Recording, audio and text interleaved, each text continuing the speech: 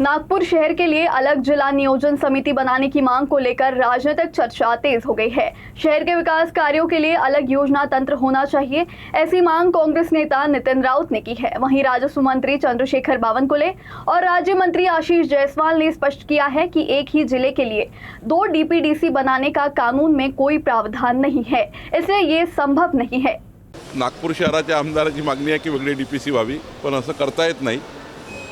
एका जिल्ह्याला एकच डीपीसी असतं, पण एक बाब मान्य केली की त्यांचे जे काही प्रश्न आहे डीपीसी आणि जिल्ह्यासंबंधी किंवा शहरासंबंधी, त्यावर 27 तारखेला नागपूर शहरापुरत्या विषयाकरता वेगळी चर्चा ही आयोजित केलेली आहे। डीपीसीचं त्या ठिकाणी एक प्रकारची मिनी डीपीसी किंवा त्या लघुगट म्हणता येईल, पण एक छोटी डीपीसी सारखी एक बैठक आम्ही घेणार आहोत। एक लक्षात घ्या की देश बदलतो आहे, प्रदेश बदलतो आहे, मोठ्या प्रमाणात महाराष्ट्रात नागरीकरण होत आहे, शहरीकरण होत आहे।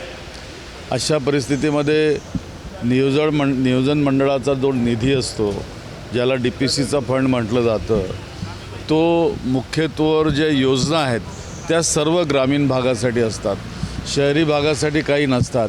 शहरी भागाचं नाव काढलं तर महानगरपालिकेकडे बोट दाखवलं जातं, परंतु राज्य सरकारच्या नगरविकास विभागाच्या अनेक योजना ज्या आहेत त्या त्याच्याशी संबंधित असतात।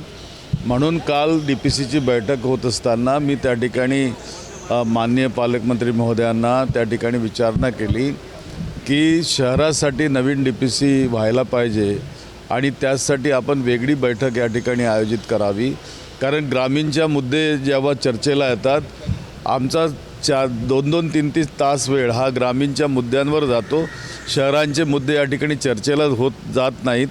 त्यामुळे त्यांनी शेवटी सांगताना सांगितलं की जनगणना आता होणार आहे, या ठिकाणी SIR सुरू आहे आणि नवीन जी काही होणार त्यामध्ये निश्चितच शहराची डीपीसीसुद्धा होऊ शकते असं ते म्हटले। आणि त्यानंतर त्यांनी निर्णय दिला की शहरांचे आमदार आणि शहरांचे प्रमुख महानगरपालिके संबंधित यांची एक मिनी डीपीसी ही 27 तारखेला आम्ही घेऊ आणि तसा निर्णय त्यांनी त्या ठिकाणी दिला।